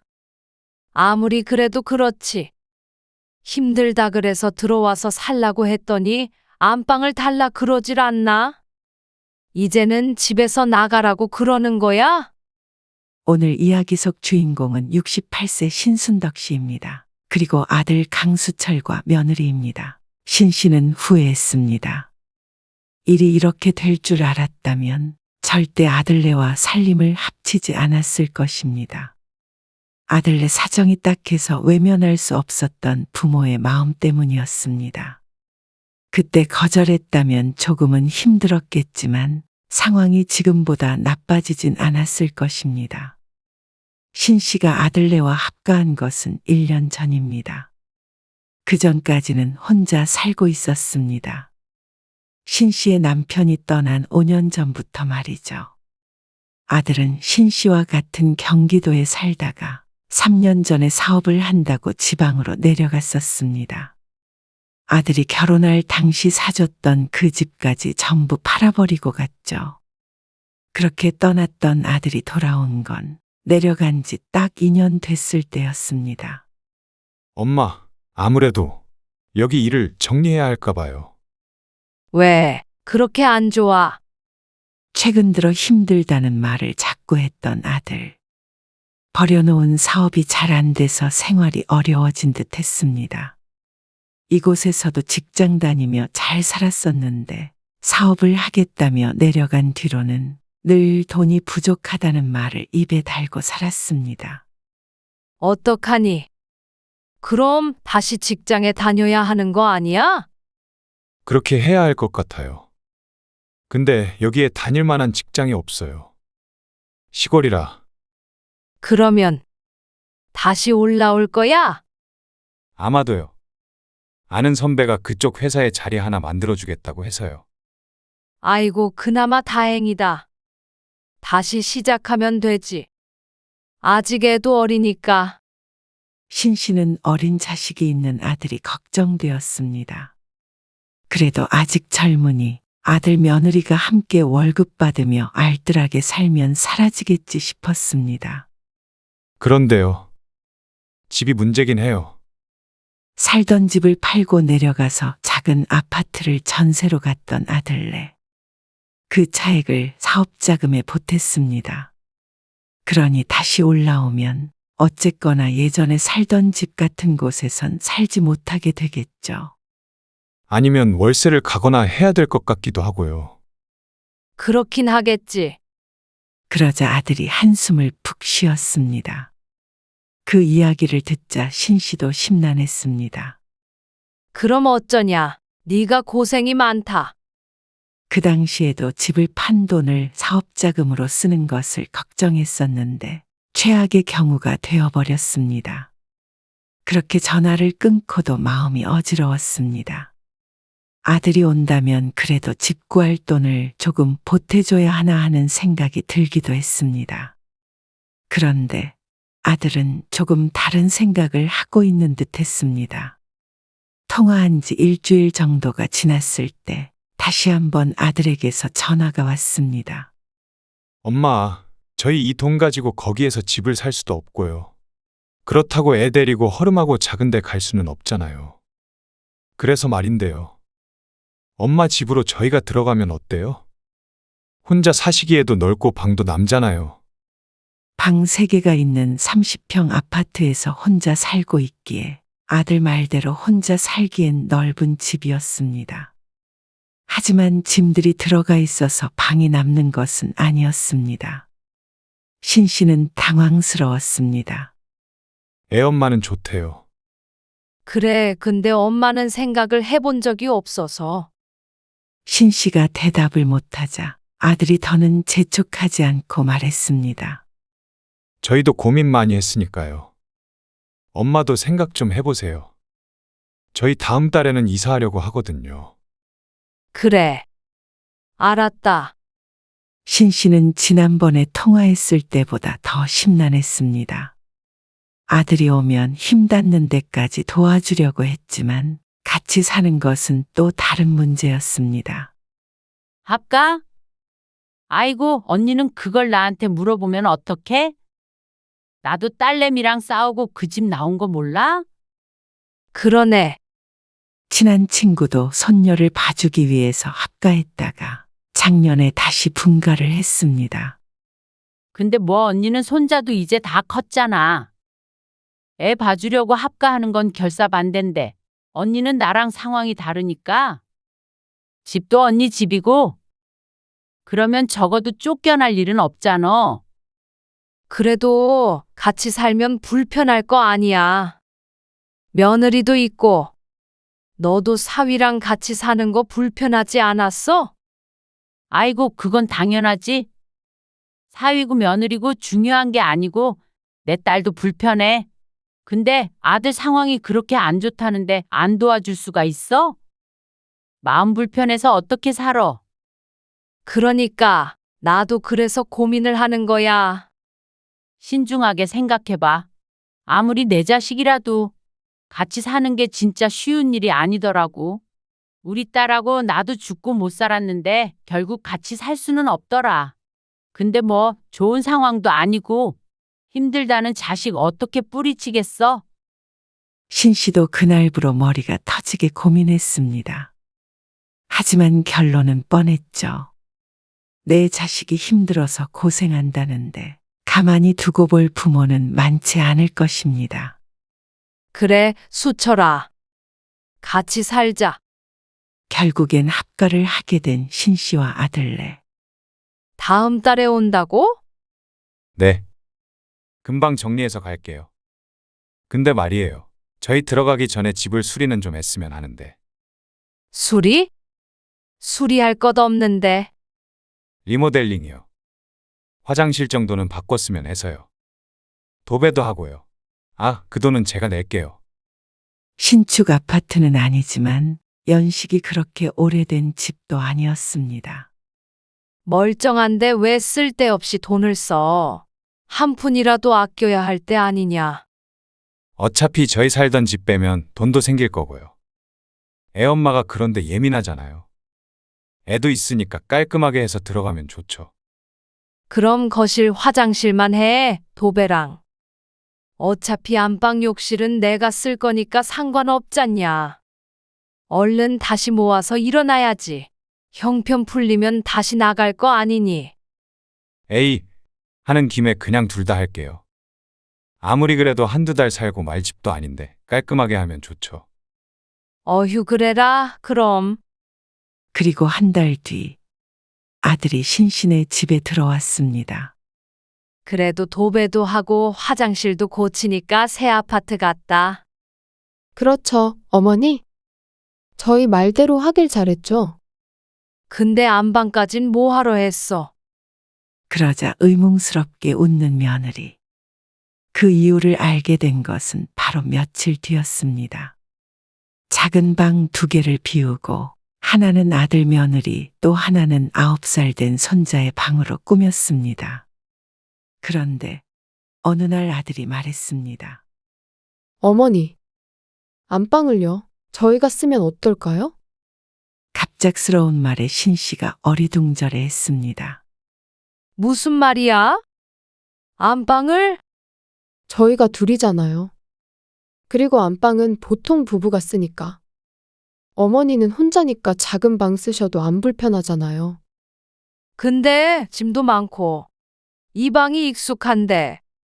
쭉 안방에서 생활하던 신 씨가 갑자기 방을 바꾸자는 소리에 당황할 수밖에 없었습니다. 그래요, 엄마. 이 사람 말대로 해요. 엄마 가끔 거실 화장실도 쓰시잖아요. 이 사람 예민해서 다른 사람이랑 화장실 같이 못 써요. 그니까 저희가 안방 쓰는 게 나을 것 같아서요. 원래 신 씨는 안방 화장실이나 거실 화장실이나 가리지 않고 사용했고 거실 화장실엔 욕조가 있어서 종종 썼는데 며느리는 그게 신경이 쓰였던 것 같았습니다. 그럼 내가 거실 화장실 안 쓰면 되잖니. 에이, 그것도 그거고요. 그래도 둘이서 큰 방 쓰는 게 좋죠. 지금 쓰는 방 너무 불편해요. 아니 그래도 내 집이고 내 방인데 짐도 많아서 작은 방에도 둘 곳도 없어. 신 씨가 이렇게 말하자 아들이고 며느리고 아주 서운한 티를 냈습니다. 아니, 엄마 집인 줄은 알죠, 당연히. 그러니까 이렇게 상의드리잖아요. 어머니 방 뺏으려는 건 아니고요. 아무래도 부부가 안방을 쓰는 게 맞는 것 같아서 여쭤보는 거예요. 신 씨만 이기적인 사람이 된 듯 했습니다. 아들의 말대로 둘이서 작은 방을 쓰려면 불편하긴 했겠죠. 그리고 자기 집에서는 당연히 안방을 써왔으니 지금 상황도 어색하긴 하고 말이죠. 내 짐들은 그럼 어째? 엄마가 무슨 짐이 그렇게 많다고 그러세요. 많아도 저희가 더 많죠. 옷장에 다 들어가지도 않아요. 박스에다 두고 지내는데 저희가 잠깐 살다가 갈 사람들도 아닌데 솔직히 환영도 못 받는 기분이 들어요. 아무래도 신 씨는 그러고 싶지 않았지만 아들 며느리가 밀어붙이니 도리가 없었습니다. 그리고 아들의 말대로 짐도 많은 부부가 작은 방에서 지내기에는 자신보다도 불편하긴 할 듯했습니다. 아이고 알았다 그래. 그리고 그 이야기를 들은 친구는 신 씨 대신 펄쩍 뛰었습니다.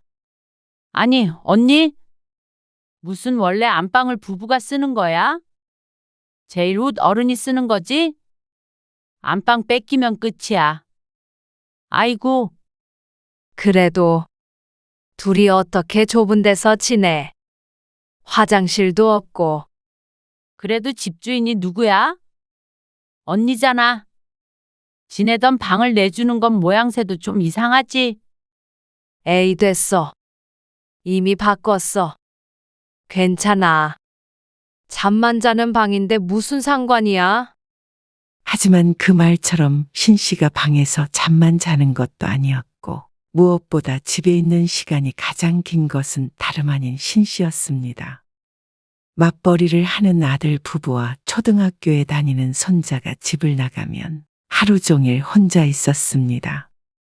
그러니 가장 큰 방이 필요한 건 사실 신 씨가 맞았죠. 그리고 아들네가 들어오고 나서부터는 내 집이 아닌 듯 했습니다. 방이 좁아서 답답하고 그래서 늘 거실에 나와 있었는데 그게 며느리 보기에 못마땅했던 것 같았습니다. 저녁을 먹고 소파에 앉아서 드라마를 보고 있는데 며느리가 옆에 오더니 말했습니다. 어머니, 애가 초등학생이잖아요. 근데 어릴 때는 TV를 안 보게 하고 싶거든요. 그래서 이렇게 거실에 내내 TV 켜놓으시는 건 애 교육상 안 좋을 것 같아요. 황당한 말이었습니다. 그러면 TV를 보지 말라는 소리인지. 요즘엔 거실에 TV 안 두는 집이 많아요. 그러면 난 TV를 어떻게 봐? 에이, 핸드폰으로 다 볼 수 있는데요. 뭘? 어머니도 보고 싶은 거 있으시면 방에서 핸드폰으로 보세요. 제가 어떻게 켜는지 알려드릴게요.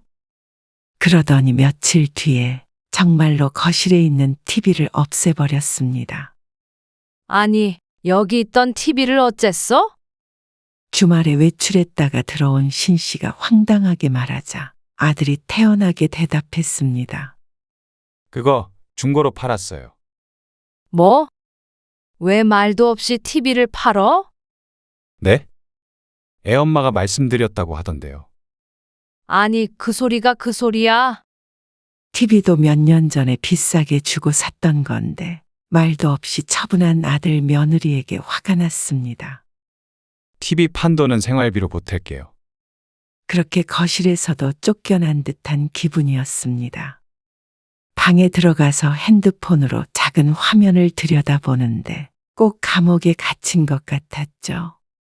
그리고 주말에도 감옥 생활은 여전했습니다.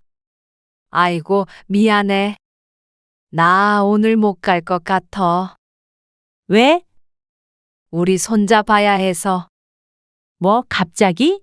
오늘도 약속이 있었는데 아들 며느리가 말도 없이 아침 일찍 나가버리는 바람에 신 씨가 꼼짝없이 집에 있어야 했습니다.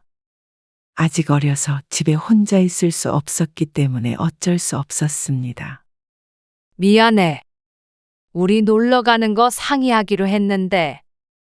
다음 주에 친구와 함께 나들이를 가는 일로 만나서 얘기하기로 했었는데 본의 아니게 당일에 취소를 해야 했습니다. 그럼 차라리 내가 언니네 집으로 갈까? 건너편에 있는 아파트에 사는 친구였는데 아들네가 들어오기 전에는 종종 와서 시간을 보내곤 했습니다. 어머, 언니 TV는 어디 갔어? 친구가 들어와 서는 거실을 보고 깜짝 놀라서 말했습니다. 아, 우리 손자. 무슨 교육상 안 좋다고. 그러자 알만하다는 표정을 지으며 친구가 혀를 찼습니다. 아이는 거실에서 놀고 있고 신 씨와 친구는 식탁에 앉아서 차를 마시고 있었습니다. 그래서 내가 그날 우리 딸내미한테 데려다 달라고 할 거거든. 삑삑삑. 이야기 도중에 현관문이 열리는 소리가 나더니 아들과 며느리가 들어왔습니다. 어머, 손님이 와 계셨네요. 안녕하세요. 며느리가 당황스러운 표정으로 말했습니다. 아, 안녕하세요. 벌써 왔어? 아, 네. 조금 있다가 다시 나갈 거예요. 아들이 거실 소파에 앉았고 며느리는 부엌으로 왔습니다. 아, 저 잠시만요. 애 간식 좀 줘야 해서. 며느리가 달그락거리며 식탁 한켠에서 무언가 만들기 시작했습니다. 그러자 신 씨와 친구가 엉거주춤 의자에서 일어났죠. 그리고 친구가 눈치가 보이는지 말했습니다. 아무래도 다음에 만나는 게 낫지 않을까? 아, 아니야. 이제 왔는데 왜 벌써 가? 방에서 얘기하면 되지. 그렇게 친구를 데리고 방으로 들어왔는데 좁은 방의 침대 위에 앉아 이야기하려니 참 자신의 처지가 처량하게 느껴졌습니다.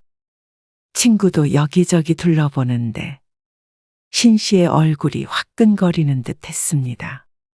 그냥 다음부터는 우리 집에서 만나자. 그날 이후론 집에 누군가를 부르는 것은 꿈도 못 꿨습니다. 아들 며느리도 전혀 반기는 눈치도 아니었습니다.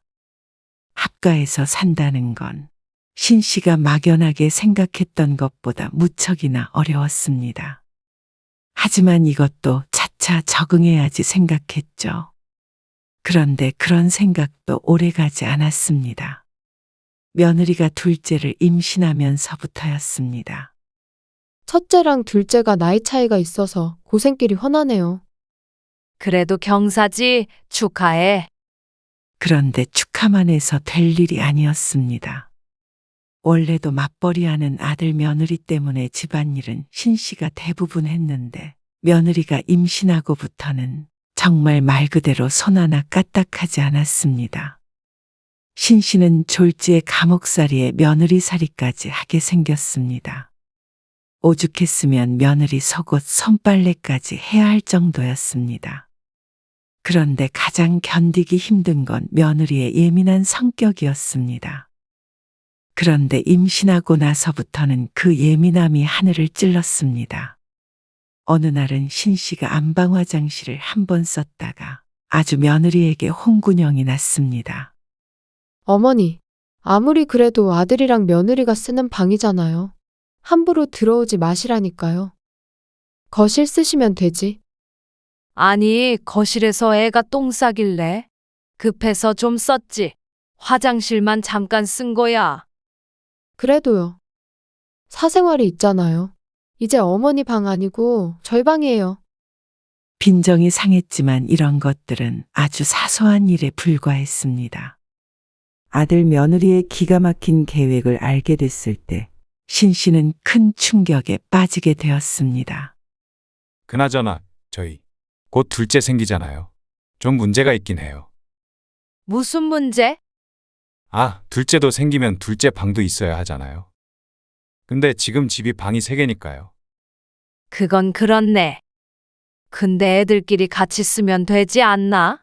어차피 애기가 어릴 땐 너희랑 같이 잘 거고. 그래도 애들 더 크면 같이 못 쓰죠. 자기 방 하나씩은 있어야죠, 당연히. 그런가? 근데 한참 남았잖아. 네, 그렇긴 한데요.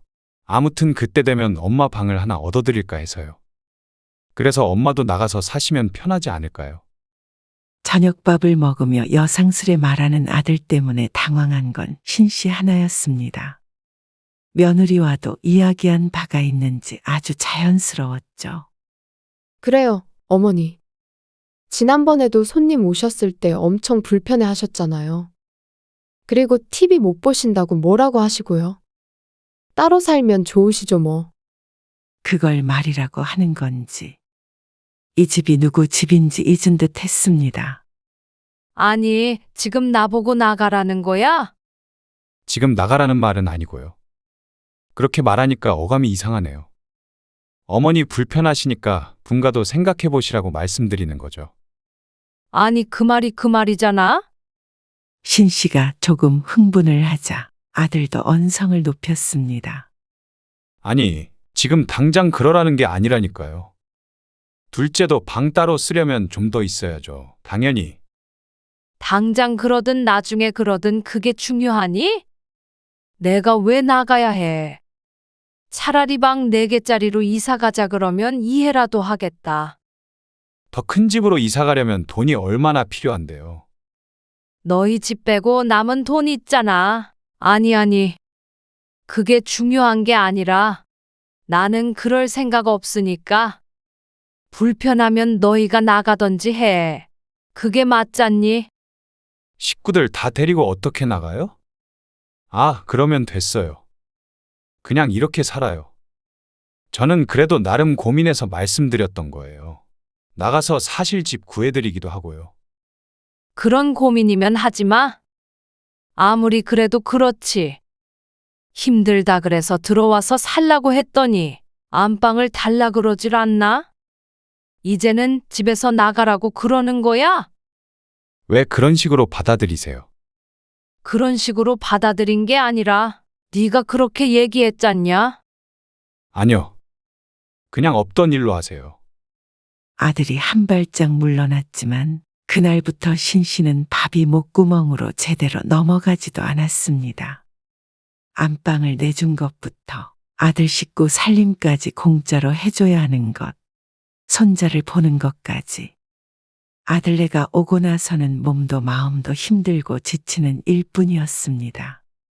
물론 신 씨도 합가하면서 더 나이 들면 자식이 함께 살면 좋지 않을까 하는 기대도 하긴 했지만 그 전에 내 집에서 쫓겨나면 모두 소용이 없었습니다. 한동안 신 씨는 화나서 아들 며느리와 말도 안 했습니다. 그리고 그러던 신 씨가 더 이상 아들네와 살지 않기로 결정한 것은 아들네 손님이 집에 오고 나서부터였습니다. 안녕하세요, 어머니.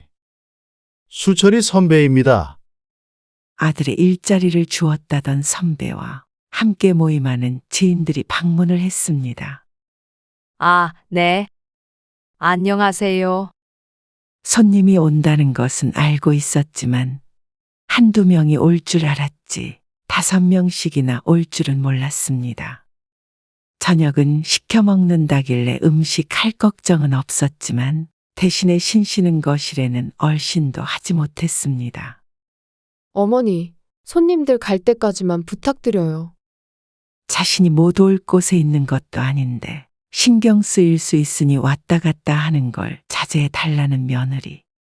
눈치가 보여서 화장실도 못 갈 듯 했습니다. 참나? 자신의 손님이 왔을 때도 작은 방에 처박혀 있었는데 이러나 저러나 제 집에서 마음 편히 있지도 못하는 처지였습니다. 하지만 화장실까지 안 갈 수 없어서 살금살금 나가는데 거실에서 떠들썩하게 대화 소리가 들려왔습니다. 아무튼 수철이가 참 효자야. 어머니 모시고 사는 것 봐. 요즘 젊은 사람이 누가 부모 모셔? 아이 뭘요? 근데 재수 씨가 더 대단하지. 시어머니 모시고 사는 며느리가 흔하지 않아요.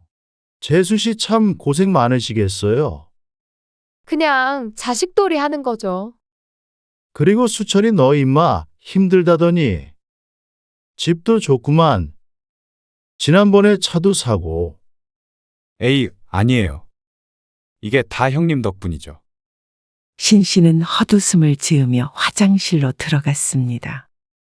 얘기를 들어보면 아들 며느리는 세상 효자고 자신은 그런 자식들에게 얹혀 사는 늙은 홀어머니로 둔갑이 되어 있었습니다. 오히려 아들 며느리 뒷바라지하며 살고 있는 것은 신 씨였는데 말이죠. 하지만 그것뿐이라면 신 씨도 화날 일은 아니었습니다.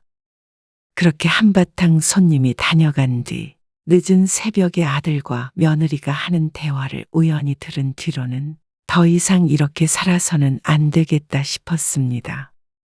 아니, 아까도 창피해서 원?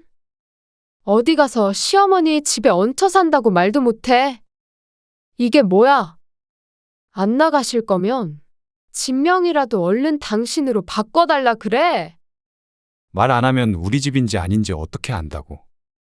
뭐? 그래도 그게 아니지. 우리 집은 아니어도 우리가 어머니 봉양하는 건 맞잖아. 그러면 하나밖에 없는 아들한테 집 정도는 이전해 주실 수 있는 거 아니야? 그리고 그게 모양새가 더 좋으니까 아까 당신 선배도 당연히 그런 줄 알고 있는 거지. 엄마한테 또 그 소리 했다가는 진짜 안 좋아하실 것 같은데. 좋아하고 안 좋아하고의 문제야, 이게? 나는 당연히 좀 살다 보면 어머니가 먼저 주신다고 할 줄 알았어. 그래야 당신도 밖에서 길을 펴고 살지. 어머니도 눈치가 있으시면 그러시는 거 아니야? 그리고 당신도 어머니한테 똑바로 말씀을 드려야지. 아이고, 알았어. 아무튼 똑 부러진다니까. 어처구니 없었습니다. 도와달랄 때는 언제고 해달라는 대로 다 해줬더니 이제는 신 씨를 구박덩어리 뒷방 늙은이 취급을 하는 아들 며느리.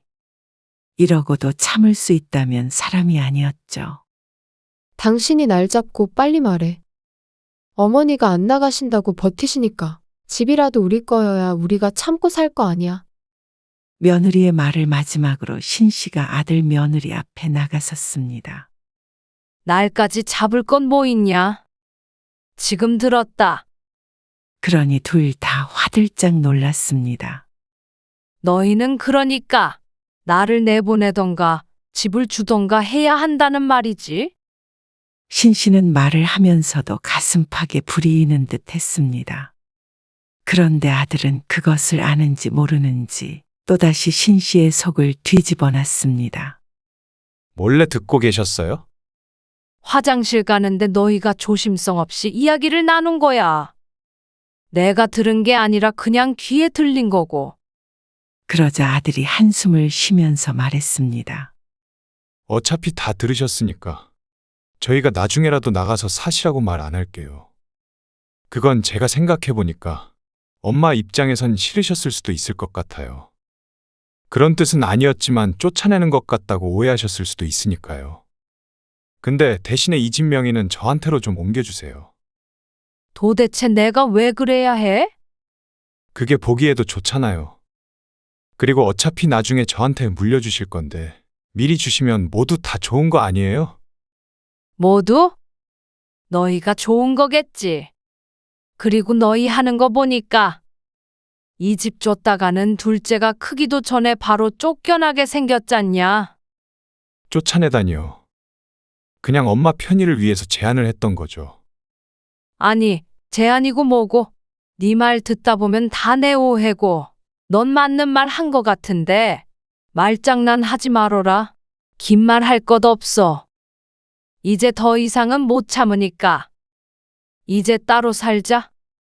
그제서야 아들도 며느리도 당황했습니다.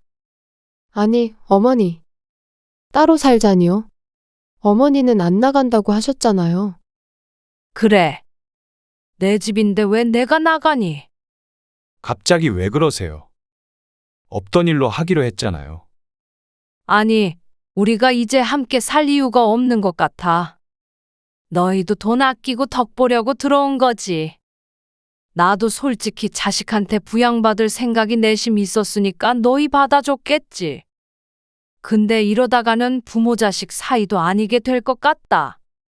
그냥 원래대로 되돌리자. 엄마, 너무하시네요. 쫓아내기는 저희가 아니라 엄마가 쫓아내시는 거잖아요. 그렇게 생각해도 어쩔 수 없어. 너희도 부모 부양하느라 희생한다고 생각하는 거면 따로 살면 그게 모두가 좋은 결말이잖냐. 이 집 리모델링 저희 돈으로 했어요. 알아. 그 돈은 내가 줄 거야. 그걸로 전부 원래대로 되돌릴 수 있다면 비싼 것도 아니었습니다. 화장실도 깔끔하고 도배를 새로 한 것도 마음에 들었으니 말이죠. 이대로 저희 나가면 후회하실 거예요. 아니, 이대로 지내면 더 후회할 거야. 이보다 더 후회하시겠어요? 아들 며느리 이제 못 보실 수도 있는데, 물론 손자도요. 연을 끊는 이야기까지 나올 정도니 처음부터 이래선 안 됐습니다. 내 손에서 키울 때야 자식이지. 다 커서 결혼하면 그야말로 남의 집 식구였습니다. 며느리는 어디서 뺨이라도 맞은 듯한 표정이었고 사실 신 씨의 심정도 며느리와 크게 다를 것 없었습니다. 진명해 주시는 게 그렇게 싫으세요? 남들은 미리미리 재산 다 물려줘요. 그래서 너 집도 사준 거잖아. 그 돈으로 사업한 건 너고. 아니, 아들이 저뿐인데 무슨 욕심이 그렇게 많으셔서 그걸 꼭 쥐고 계시려고요? 이거라도 있어야 늙어서 길거리에 안 나앉을 것 같다. 설마 제가 자식인데 그렇게 만들겠어요? 방 얻어줄 테니까 나가라고 했던 건 너 아니니? 엄마가 제 뜻을 오해하신 거죠. 그러니까 이제 더 이상 서로 오해하고 그런 거 하지 말자. 알았지? 최대한 빨리 집 구해서 나가도록 해. 어머니, 애 데리고 당장 어디로 가요? 저는 임신도 했어요. 그러니까 당장 나가라고 안 하는 거야. 그렇게 매정하게는 하기 싫다? 집 구하는 대로 나가라. 신 씨는 등을 돌렸습니다. 신 씨도 마음은 좋지 않았지만 아들네와 함께 살면서 했던 마음 고생과 비교할 수도 없었습니다. 살던 집을 정리했던 돈도 있으니 수중에 돈이 전혀 없는 것도 아닐 것이었습니다. 작더라도 오래됐더라도 충분히 내 식구 살 집을 구할 형편은 될 테니 이제 자식 걱정은 끊어버리기로 했습니다. 자식도 신씨 걱정을 안 해주니 자신이라도 스스로를 잘 돌보아야 했습니다. 나이 들어 자식에게 봉양받을 생각은 말고 스스로 노후 준비나 잘하자 생각했죠. 다시 내 집을 되찾을 생각을 하니 마음이 불편한 한편 기쁜 마음도 들었습니다. 다시는 정말 다시는 하고 싶지 않은 경험이었습니다.